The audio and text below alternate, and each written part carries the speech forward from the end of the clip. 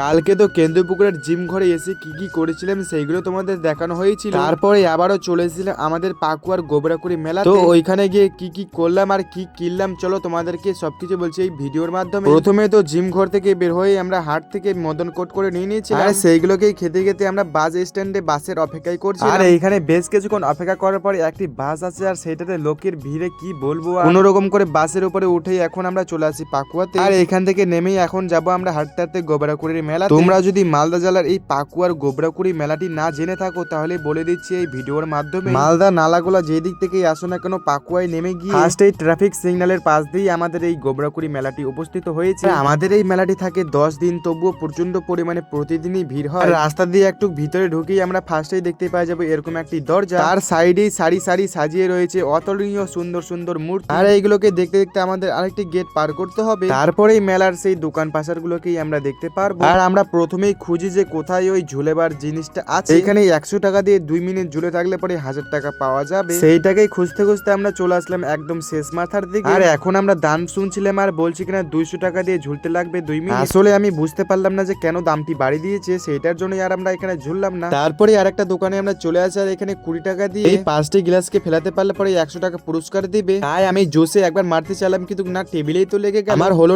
না তাই প্রশান্ত একবার মারবে, কিন্তু সেও যে মারলো একদম উপর দিয়ে ওটা চলে গেল। এখানে প্রশান্ত 2বার খেলেছিল আর আমি একবার, মানে 60 টাকা এখানে চলে গেল। এখন আমরা একটা দোকানে চলে আসি, আর এখান থেকে আমি স্ট্যান্ডার্ড একটা মাইক নিব।